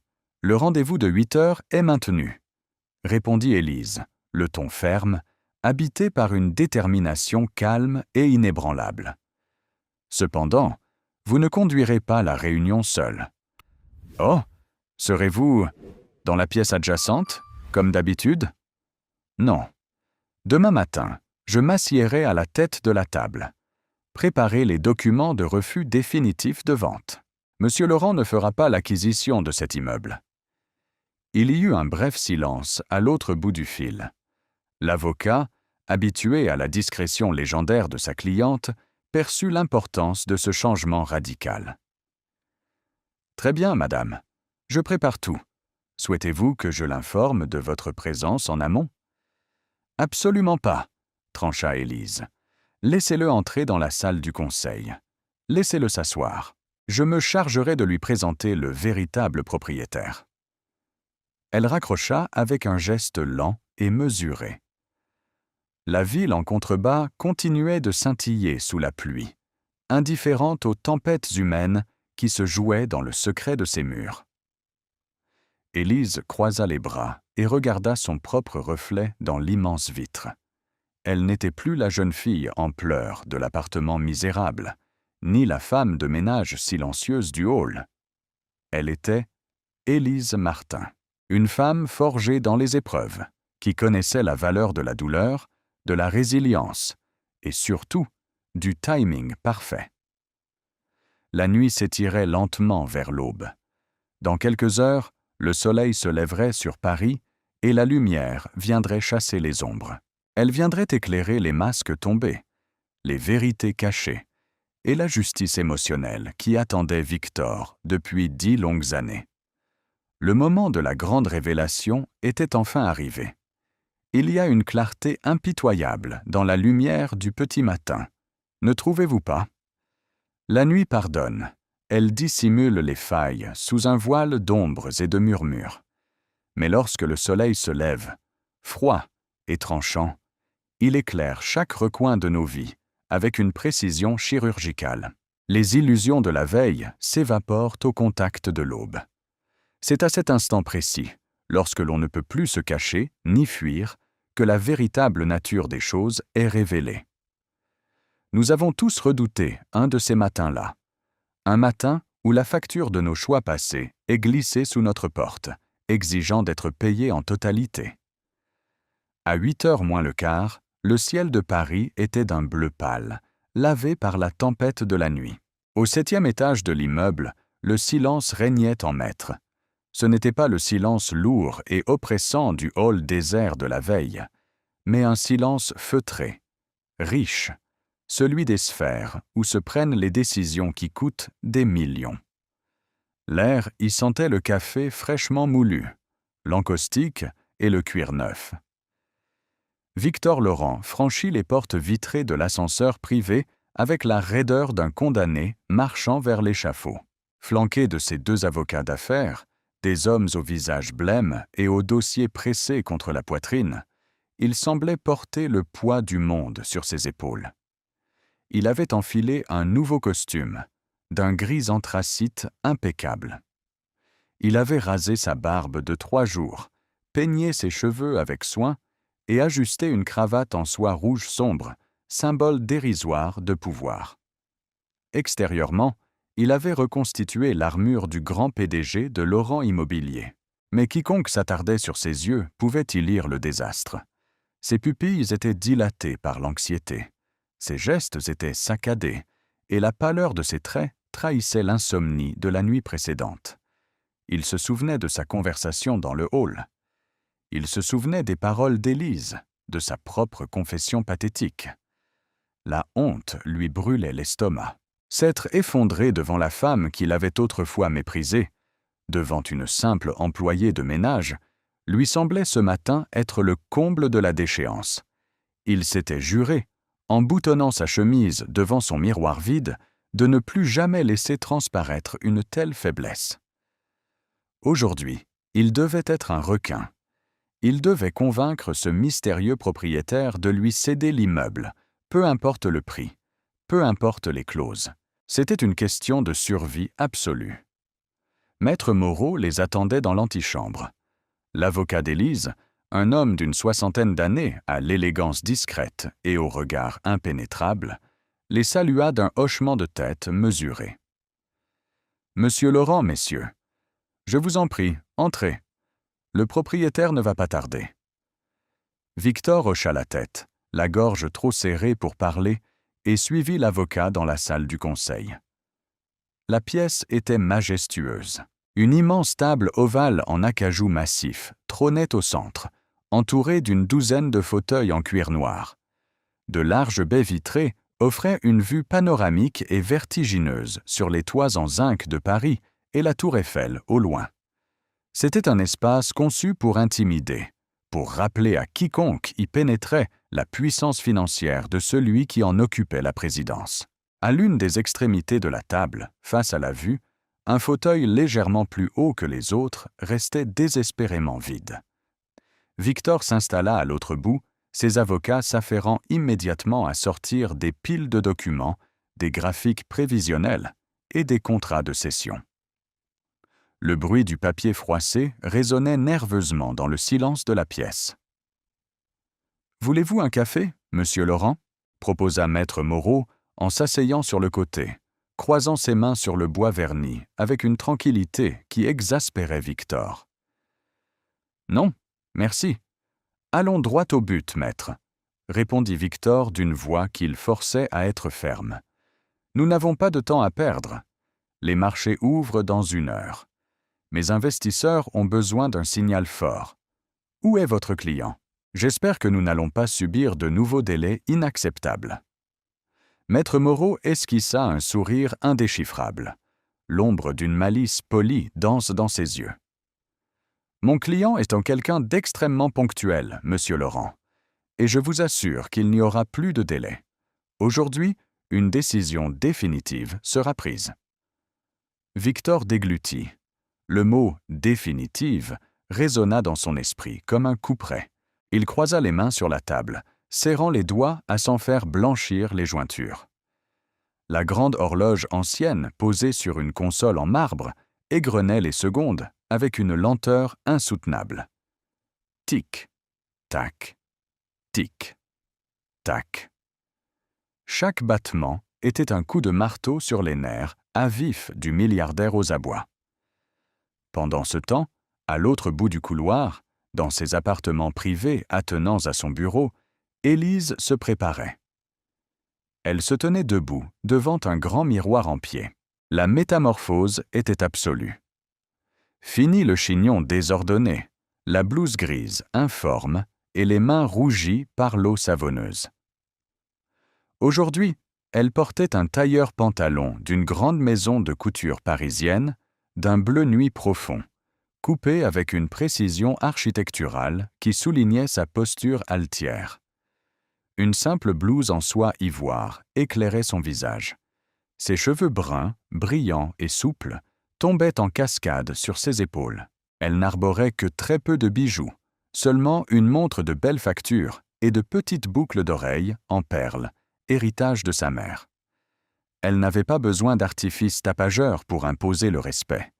La véritable autorité, celle qui naît des batailles remportées en silence, émanait d'elle naturellement. En croisant son propre regard dans le miroir, Élise prit une profonde inspiration. Son cœur battait un peu plus vite qu'à l'accoutumée. C'était indéniable. La jeune femme vulnérable et brisée d'il y a 10 ans palpitait encore quelque part au fond de sa poitrine, tremblante à l'idée d'affronter l'homme qui l'avait détruite. Mais Élise posa doucement une main sur son cœur, comme pour rassurer cet enfant intérieur. « C'est terminé », sembla-t-elle se dire à elle-même. « Aujourd'hui, nous reprenons notre place. Avez-vous déjà eu besoin de rassembler tout votre courage pour franchir une porte? De savoir que derrière cette porte se trouve le fantôme de votre pire traumatisme, mais que la seule façon de le dissiper est de le regarder droit dans les yeux, non plus en victime, mais en maître de votre propre destin. » Élise se détourna du miroir. Ses pas, amortis par l'épaisse moquette du couloir privé, étaient mesurés, calmes, déterminés. Elle s'approcha des lourdes portes à double battant en chêne massif qui séparaient son sanctuaire de la salle du conseil. Elle posa ses 2 mains sur les poignets en laiton froid. À l'intérieur de la pièce, l'horloge marquait 8 heures précises. Le loquet cliqueta avec un bruit sec qui fit sursauter les 2 avocats de Victor. Les lourdes portes s'ouvrirent lentement, majestueusement, dévoilant le couloir baigné de lumière. Victor leva immédiatement les yeux, son visage adoptant son expression la plus féroce, celle du prédateur prêt à dévorer sa proie. Il s'attendait à voir entrer un vieux magnate de l'immobilier, un héritier arrogant ou un fonds d'investissement incarné par des hommes en costume gris. Il avait préparé son discours. Il savait quels chiffres avancer, quelles menaces subtiles proférer, quelles flatteries utiliser. Mais ce ne fut pas un vieil homme qui franchit le seuil. Le souffle de Victor se coupa net, comme si on venait de le frapper violemment à l'estomac. Élise entra dans la pièce. Sa démarche était d'une élégance absolue, chaque pas résonnant avec une autorité silencieuse sur le parquet. Son visage était un masque de tranquillité impériale. Elle ne regarda ni les avocats, ni les dossiers. Elle fixa directement les yeux de Victor, son regard noisette porteur d'une puissance qu'il ne lui avait jamais connue. Maître Moreau se leva immédiatement de sa chaise, boutonnant sa veste avec un respect déférent. Les 2 avocats de Victor, sentant le changement d'atmosphère et voyant le confrère se lever, se levèrent à leur tour, confus. Seul Victor resta cloué à son fauteuil. Son cerveau refusait purement et simplement de traiter l'information. L'image de la femme en blouse grise, agenouillée avec une serpillière la veille au soir, se superposait violemment à l'image de la femme d'affaires éblouissante qui marchait vers lui. C'était impossible. C'était une hallucination née de son épuisement. « Bonjour, messieurs », déclara Élise d'une voix claire, posée, dont le timbre riche résonna contre les murs lambrissés. « Je vous remercie de votre patience. » Elle contourna lentement la grande table en acajou. Victor suivait chacun de ses mouvements, les yeux écarquillés, la mâchoire légèrement tombante. Il regarda Élise s'approcher du grand fauteuil vide à la tête de la table. Maître Moreau s'empressa de tirer légèrement le siège pour elle. Élise s'assit. Elle croisa les mains sur le sous-main en cuir vierge posé devant elle et balaya l'assemblée d'un regard professionnel. « Vous pouvez vous asseoir », dit-elle doucement. Les avocats se rassirent, échangeant des regards perplexes. Le silence qui tomba sur la pièce fut d'une densité terrifiante. C'était le silence qui précède l'impact d'une collision inévitable. Victor semblait pétrifié.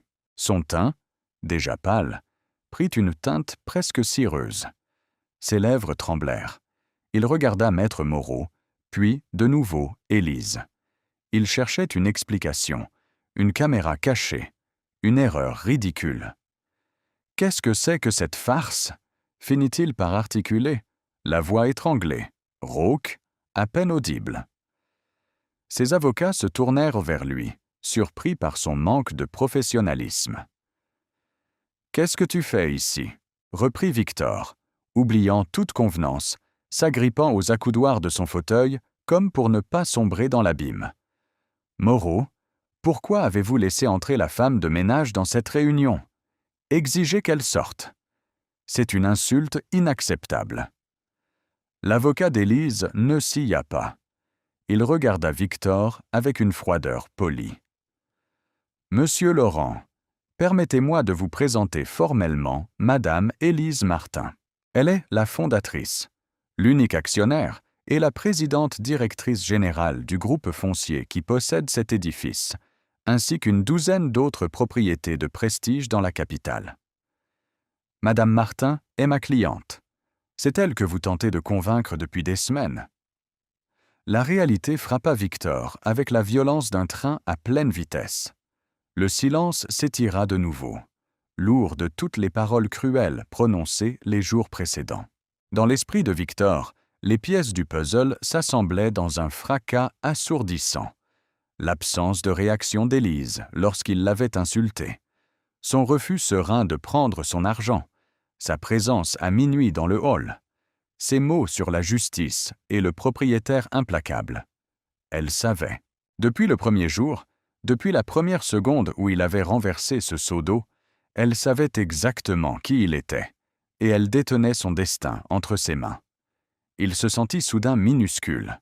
Le grand PDG arrogant fondit comme neige au soleil, laissant place à un homme nu, dépouillé de toutes ses certitudes, exposé dans toute sa misère morale devant la seule personne qu'il avait cru inférieure à lui.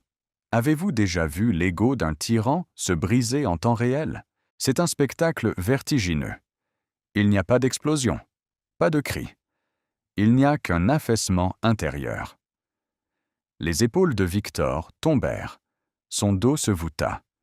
Ses mains, qui s'agrippaient farouchement au cuir du fauteuil quelques secondes plus tôt, glissèrent lentement pour s'échouer sur ses genoux. Ses yeux, qui fixaient Élise, s'emplirent d'une terreur absolue. Élise l'observa, sans haine, sans sourire triomphant. Son cœur ne débordait d'aucune joie malsaine, mais d'une paix profonde et définitive. Elle était l'architecte de ce moment, mais elle n'en tirait aucune gloire. Elle accomplissait simplement un acte d'équilibrage cosmique. « Je crois, monsieur Laurent, » commença Élise, sa voix brisant le silence avec la douceur d'une lame bien affûtée, « que nous pouvons nous passer des présentations d'usage. Nous nous connaissons déjà assez bien. » L'un des avocats de Victor, ignorant totalement l'histoire personnelle qui se jouait devant lui, tenta pitoyablement de sauver les apparences professionnelles. « Madame Martin, c'est un honneur inattendu. Nous avions préparé une offre révisée pour l'acquisition du bâtiment. Si vous permettez que je vous distribue les documents, vous verrez que nous avons... » « Ce ne sera pas nécessaire, maître. » L'interrompit Élise avec une fermeté courtoise qui fit taire l'homme instantanément. « Rangez vos dossiers. » Elle reporta son attention sur Victor, qui n'avait pas scié, incapable de détacher son regard d'elle. « 10 ans, Victor, » dit-elle simplement, ignorant la présence des avocats pour s'adresser directement à l'homme brisé au bout de la table. 10 ans pour construire un empire sur des mensonges et de l'opportunisme, et il aura suffi d'une simple signature manquante pour que tout s'effondre. C'est la fragilité des châteaux de cartes, n'est-ce pas? Victor ouvrit la bouche pour parler, mais aucun son n'en sortit. Il était terrassé par le choc.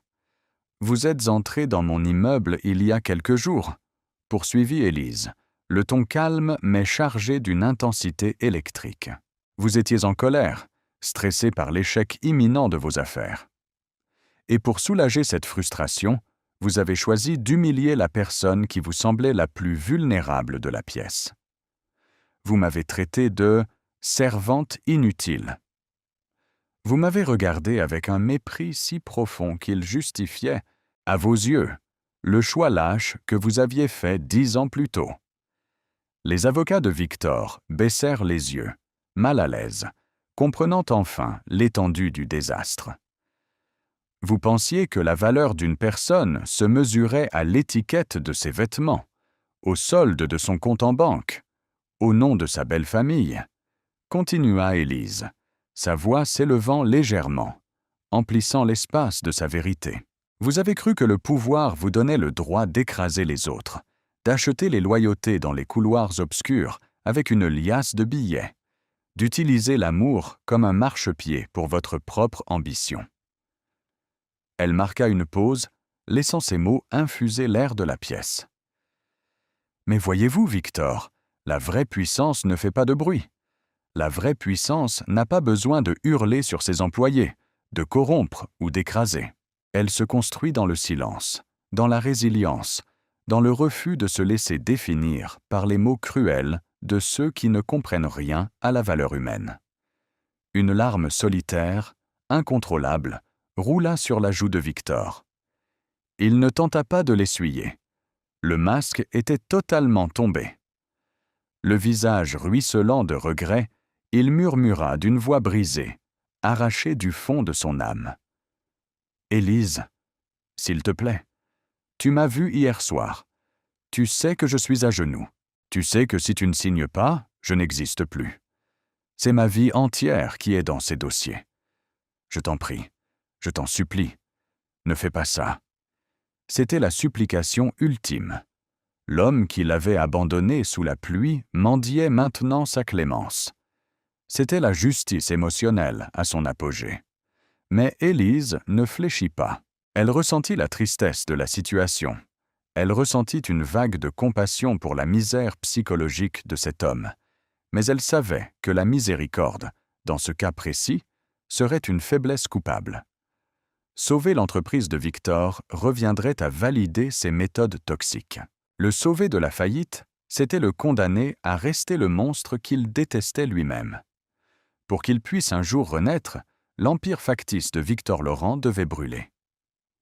Élise se redressa dans son fauteuil. Son regard devint impénétrable. L'aura de la grande patronne remplaça la nostalgie de la femme blessée. « Vous l'avez dit vous-même hier soir, Victor. Vous avez cru que la réussite professionnelle justifiait la cruauté humaine. Je suis ici pour vous prouver le contraire, » dit-elle d'un ton glacial et définitif. Elle posa ses mains à plat sur la table. « Mon immeuble n'est pas à vendre, ni aujourd'hui, ni jamais. Surtout pas à une entreprise dont l'éthique me répugne profondément.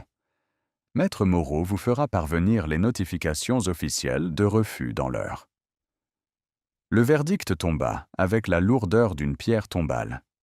« C'est terminé, Victor, » ajouta-t-elle doucement, sonnant presque comme un adieu. « La réunion est levée.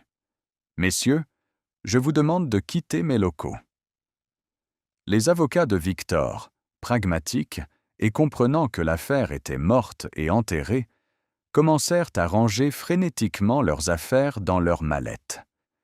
Ils se levèrent, murmurèrent des excuses maladroites et se dirigèrent vers la porte avec précipitation, fuyant le naufrage de leur client. Victor ne bougea pas. Il restait assis, le regard fixé dans le vide, les mains tremblantes. Son univers venait de s'effondrer. L'ironie du sort était si parfaite, si cruelle, qu'elle le laissait sans souffle. La femme qu'il avait jetée aux ordures pour s'élever au sommet était celle-là même qui, de sa main gantée de velours, venait de le précipiter dans le précipice. Il avait tout perdu. Son argent, son entreprise, sa réputation. Mais au fond de lui, dans les ruines fumantes de son ego brisé, la douleur la plus aiguë, la plus insupportable, n'était pas la perte de ses milliards. C'était de regarder Élise, majestueuse, brillante, digne, et de réaliser avec une certitude absolue qu'il avait laissé échapper l'amour de sa vie pour chasser des illusions vides. Élise se leva de son fauteuil avec grâce. Elle ne s'attarda pas pour observer sa détresse. Elle n'avait pas besoin de gloire. Elle avait sa justice. Elle contourna la table, sans lui jeter un dernier regard, et se dirigea vers les portes privées par lesquelles elle était entrée. Au moment de saisir la poignée, elle s'arrêta une fraction de seconde, laissant le silence de la pièce envelopper les ruines de l'homme derrière elle. Puis, elle franchit le seuil, et la lourde porte en chêne se referma dans un déclic sec. Dans la salle du conseil, baignée par la lumière éclatante de Paris, Victor Laurent resta seul. Complètement, irrémédiablement seul. Le grand milliardaire pleura, en silence, pleurant l'empire qu'il venait de perdre, mais surtout, pleurant l'homme qu'il aurait pu être s'il n'avait pas été aveuglé par sa propre arrogance. La chute était totale. Le sol de marbre ne le rattraperait pas cette fois-ci. Mais parfois, c'est seulement après avoir touché le fond de l'abîme, après avoir été dépouillé de tous nos artifices, que l'on peut espérer reconstruire un cœur humain. La leçon était terrible, mais elle était nécessaire. Le temps possède cette ironie magnifique et cruelle à la fois. Il détruit ce qui est faux pour laisser place à ce qui est authentique. Avez-vous déjà observé la nature après une tempête dévastatrice? Sur le moment, il n'y a que des branches brisées, de la boue et un paysage de désolation. On a l'impression que rien ne pourra jamais repousser. Mais si vous revenez quelques mois plus tard, vous découvrirez que la terre, retournée et lavée, a donné naissance à des pousses d'un vert éclatant, plus fortes, plus profondément enracinées qu'auparavant. La chute de Victor Laurent fit les gros titres de la presse économique pendant exactement 2 semaines. Les journaux parlèrent de faillites retentissantes, de dettes colossales et de la fin tragique d'un jeune prodige de l'immobilier. Puis, comme c'est toujours le cas dans le monde impitoyable des affaires, le bruit s'estompa. Un autre milliardaire prit sa place, un autre scandale éclata, et le nom de Victor fut effacé des mémoires collectives, balayé comme une feuille morte sur le trottoir. Élise, depuis le silence majestueux de son bureau au 7e étage, avait suivi cette chute sans triomphalisme. Elle n'avait sablé le champagne avec aucun de ses associés. Elle avait simplement ressenti l'apaisement profond de celle qui a refermé un livre douloureux pour le ranger définitivement sur une étagère. Elle savait qu'elle avait eu raison. Il avait fallu que le monde matériel de Victor soit réduit en cendres pour que l'homme, l'être humain qui se cachait derrière les costumes hors de prix, ait une chance de survivre. 6 mois s'écoulèrent. L'hiver avait enveloppé Paris dans son manteau de froidure. Les jours raccourcissaient, les passants marchaient la tête rentrée dans les épaules, et la ville prenait cette teinte mélancolique et grise qui invite à l'introspection. Élise consacrait une grande partie de son temps et de ses ressources à la branche philanthropique de son groupe. Elle avait transformé le rez-de-chaussée d'un de ses bâtiments, situé dans un quartier plus modeste, en un centre d'aide pour les familles surendettées et les personnes en réinsertion. C'était un lieu chaleureux, peint dans des couleurs douces, où l'on offrait des conseils juridiques gratuits, de l'aide administrative et, surtout, une écoute sans jugement. Un mardi soir de décembre, alors que la neige commençait à tomber en fins flocons tourbillonnants sous les lampadaires, Élise décida de passer au centre à l'improviste. Elle aimait s'y rendre incognito, vêtue d'un simple manteau de laine sombre et d'une écharpe enveloppante, pour ressentir le pouls de la réalité, loin des conseils d'administration stériles. Lorsqu'elle poussa la porte d'entrée, la clochette tinta doucement. L'air à l'intérieur était chaud, embaumant le café et la soupe chaude. La salle d'attente était presque vide à cette heure tardive. Au fond de la pièce, derrière un modeste bureau en pin, un homme était penché sur une pile de dossiers. Il aidait un vieil homme à remplir un formulaire complexe. Sa voix était basse, patiente, infiniment douce. « Ne vous inquiétez pas, monsieur Morel », disait l'homme en guidant la main tremblante du retraité sur le papier. « Nous allons échelonner cette dette. L'huissier ne viendra pas demain. Je m'en porte garant. Prenez votre temps pour signer. Il n'y a aucune urgence. » Élise s'immobilisa près de la machine à café, le cœur soudainement suspendu dans sa poitrine. Elle connaissait cette carrure. Elle connaissait l'inflexion de cette voix.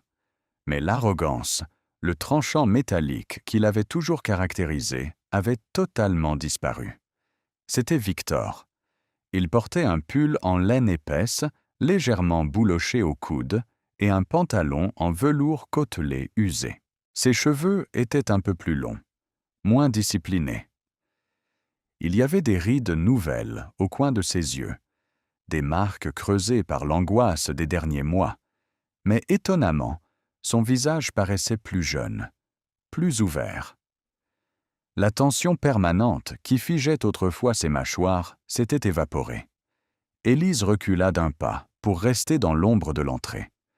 Le souffle court, elle l'observa. Il n'était plus le PDG terrifiant qui hurlait sur ses employés. Il était un simple bénévole, assis sur une chaise inconfortable, consacrant sa soirée à rassurer un homme brisé par la vie. Élise vit Victor sourire. Ce n'était pas le sourire carnassier qu'il arborait sur les couvertures de magazines. C'était un sourire vrai, modeste, qui atteignait ses yeux sombres et les faisait briller d'une lumière nouvelle. La directrice du centre, une femme d'une 50aine d'années au visage bienveillant, sortit de son bureau et aperçut Élise. Elle s'apprêtait à la saluer chaleureusement, Mais Élise porta rapidement un doigt à ses lèvres, réclamant le silence, et lui fit signe d'approcher discrètement. « Depuis quand est-il ici » chuchota Élise en désignant Victor du menton. La directrice baissa la voix, affichant un sourire maternel. « Depuis 4 mois. Il est venu un matin, sous la pluie. Il cherchait du travail, n'importe lequel. Il m'a dit qu'il n'avait plus rien, mais qu'il savait lire un bilan comptable et déchiffrer les lettres des huissiers. Je lui ai dit qu'on ne pouvait lui offrir qu'un salaire au lance-pierre et des heures épuisantes. Il a accepté tout de suite. » La directrice fit une pause, observant Victor avec une pointe d'admiration. « C'est notre meilleur élément, Madame Martin. Il a une patience d'ange avec les personnes âgées. Il fait des heures supplémentaires sans jamais rien demander. Au début, il était très silencieux, presque fuyant, comme un homme qui porte un deuil. Mais il s'ouvre peu à peu. Les gens l'adorent. » Élise sentit une boule se former dans sa gorge. L'homme qui avait tout écrasé sur son passage apprenait aujourd'hui à réparer les pots cassés des autres. Il avait trouvé refuge dans l'endroit même qu'elle avait financé. S'agissait-il d'une coïncidence? Ou savait-il que ce centre appartenait à sa fondation? Dans un cas comme dans l'autre, la symbolique était vertigineuse. « Merci, » murmura Élise. « Laissez-nous seuls lorsqu'il aura terminé avec ce monsieur. » La directrice hocha la tête avec compréhension et s'éclipsa. 10 minutes plus tard, le vieil homme se leva, serra chaleureusement la main de Victor en le bénissant à voix basse et quitta le centre en s'enveloppant dans son manteau. Victor resta seul. Il poussa un long soupir d'épuisement, s'étira et commença à ranger les dossiers sur son bureau avec un soin méticuleux. La pièce était plongée dans un silence apaisant, seulement troublé par le bourdonnement lointain du vieux radiateur en fonte. Élise sortit lentement de l'ombre et fit quelques pas dans l'allée centrale. Le bruit de ses talons sur le linoléum fit lever la tête à Victor. Lorsqu'il la vit, il ne sursauta pas. Il ne paniqua pas. Il n'essaya pas de fuir ni de se cacher derrière une quelconque fierté mal placée. Ses mains s'immobilisèrent sur les dossiers. Il soutint son regard, et Élise put y lire une tranquillité résignée, mêlée d'une infinie mélancolie. Il savait qu'elle finirait par le trouver. Il avait peut-être même espéré ce moment chaque jour depuis 6 mois. « Bonsoir, Élise », dit-il d'une voix douce qui résonna dans le silence de la pièce. « Bonsoir, Victor. » Elle s'approcha, s'arrêtant à quelques mètres de son bureau. Elle l'observa avec une attention nouvelle. L'armure n'était plus fissurée, elle n'existait tout simplement plus. L'homme devant elle était à nu. « La directrice m'a dit que tu faisais un travail remarquable ici, » commença Élise, adoptant un ton neutre mais dépourvu de la froideur tranchante de leur dernière rencontre. Victor baissa les yeux vers ses mains, semblant soudain gêné par le compliment. « Je fais ce que je peux. Ces gens, ils ont des vies difficiles. Souvent à cause de personnes qui ressemblent à celui que j'étais. C'est la moindre des choses d'essayer de rééquilibrer la balance, même si ce n'est qu'une goutte d'eau dans l'océan. » Il se leva lentement de sa chaise. Il ne chercha pas à s'imposer physiquement. Il garda une distance respectueuse. « Savais-tu que ce centre faisait partie de ma fondation ?» demanda-t-elle doucement. Il hésita un instant, puis hocha lentement la tête. « Oui, je le savais, quand j'ai tout perdu. Quand les huissiers ont vidé mon appartement et que je me suis retrouvé dans une chambre de bonne de 15 mètres carrés, j'ai passé des jours entiers à fixer le plafond. J'ai cru que j'allais devenir fou. La honte, Élise.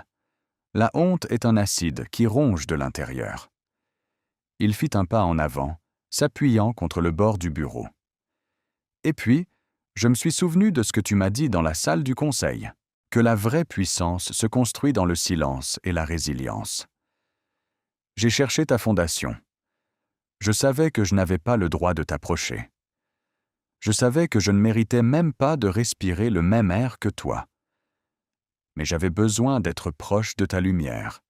J'avais besoin de travailler pour quelque chose de bien, pour essayer de nettoyer un peu la boue que j'avais accumulée sur mon âme. » Les mots étaient prononcés sans aucun pathos théâtral. C'était la vérité brute, prononcée par un homme qui avait survécu au naufrage de sa propre vanité. Élise sentit la dernière barrière de glace fondre dans son cœur.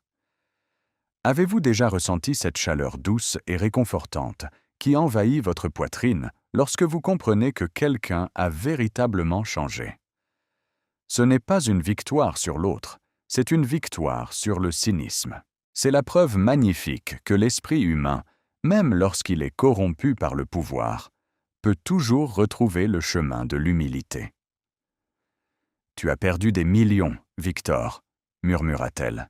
« Tu as perdu ton statut, tes faux amis, ton nom dans les cercles mondains.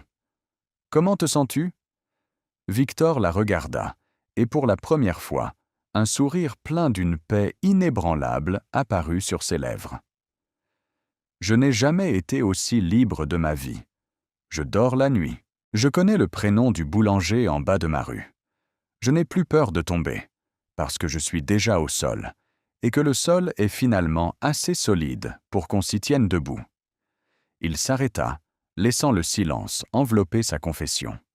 Puis, avec une vulnérabilité totale, il ajouta « La seule chose qui me pèse, c'est de savoir que j'ai abîmé ton cœur il y a 10 ans. L'argent, le pouvoir, je m'en moque. Mais ce souvenir-là, c'est ma véritable pénitence. Je ne te demande pas de m'aimer, Élise. Je ne te demande même pas d'oublier. Je veux juste que tu saches que chaque jour que je passe ici, je le passe à essayer d'être l'homme que tu méritais de rencontrer à l'époque. » Une larme silencieuse glissa sur la joue d'Élise. Elle ne l'essuya pas. Elle laissa l'émotion exister, pure et non censurée. Le cycle de la douleur était enfin brisé. La justice avait été rendue, non pas par la destruction éternelle, mais par la transformation. Elle s'avança, réduisant l'espace qui les séparait. Elle s'arrêta à un souffle de lui. Elle leva la main, et avec une douceur infinie, elle posa ses doigts sur la manche en laine rugueuse de son pull. Victor ferma les yeux à ce contact, son corps entier frémissant sous l'impact de ce geste inespéré. C'était la première fois en 10 ans qu'elle le touchait sans froideur, sans armure. « Le pardon n'est pas une gomme qui efface le passé, Victor, » dit-elle d'une voix vibrante d'émotion. « C'est une porte que l'on accepte de déverrouiller pour laisser entrer l'avenir. Tu as payé ta dette, non pas envers moi, mais envers toi-même. » Il rouvrit les yeux, brillants de larmes contenues.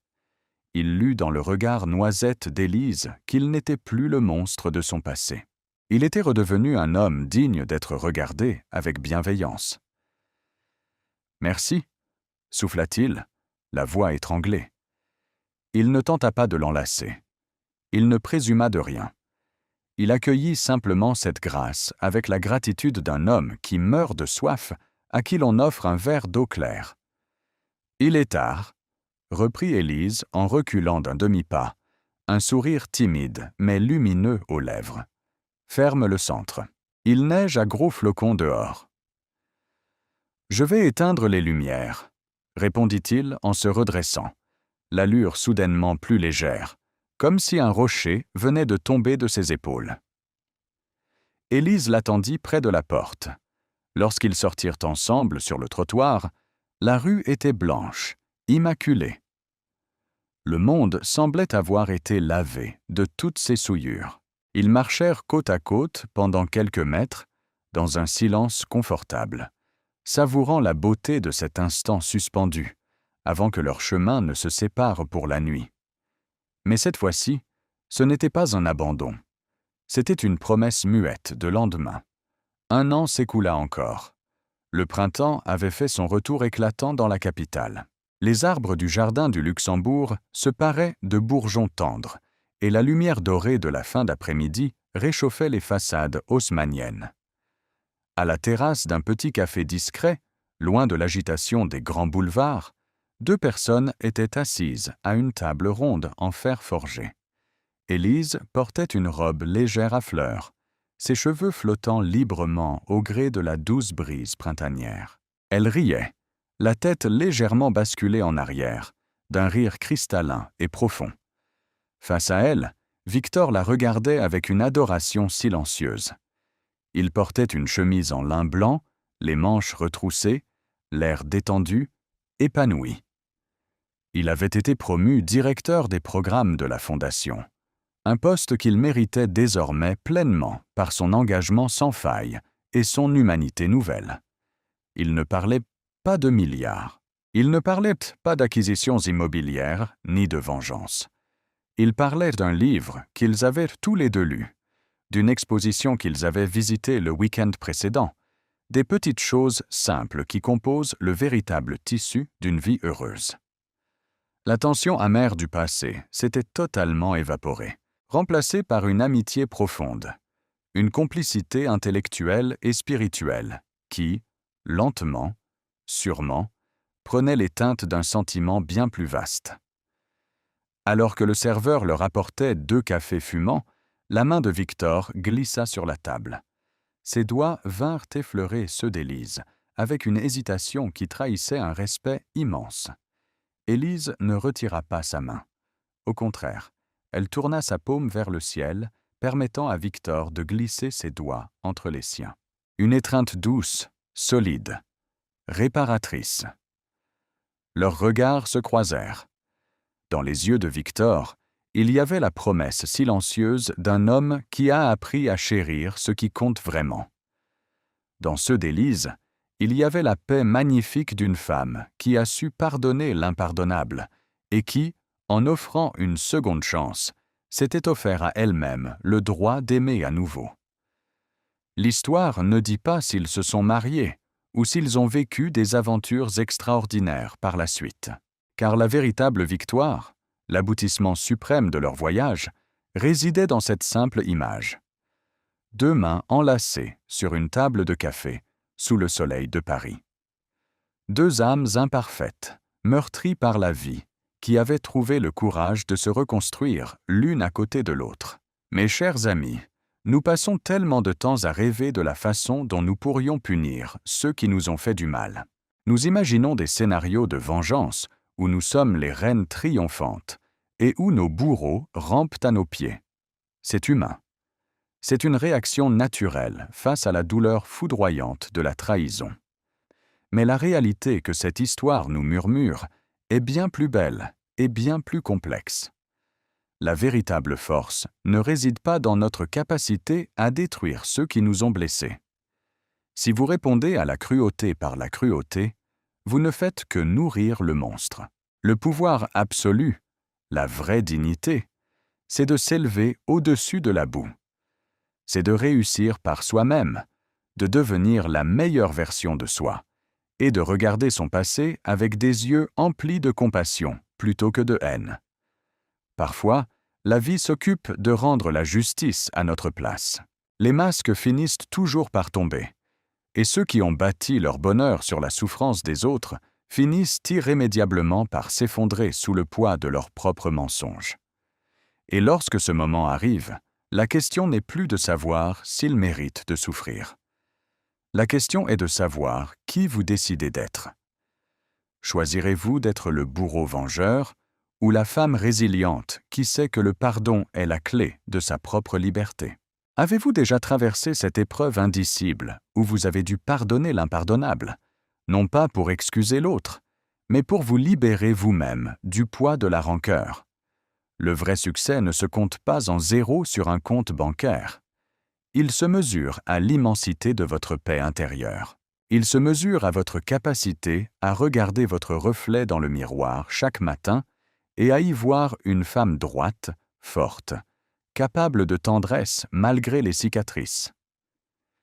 Si l'histoire d'Élise et de Victor a résonné en vous aujourd'hui, si elle a éveillé un écho familier dans votre propre cœur, ou si elle vous a donné l'espoir que la rédemption est toujours possible, je vous invite à aimer cette vidéo. Partagez-nous vos propres expériences dans les commentaires. Cet espace est le vôtre. un espace de bienveillance où nous pouvons toutes apprendre les unes des autres. Avez-vous déjà recroisé quelqu'un de votre passé et réalisé que vous aviez guéri? Racontez-moi. Et n'oubliez pas de vous abonner au canal pour continuer à explorer ensemble ces histoires magnifiques qui célèbrent la résilience, la famille et les secondes chances de l'âme humaine. Prenez soin de vous. Et souvenez-vous que peu importe la violence de la tempête, le soleil finit toujours par revenir. À très bientôt.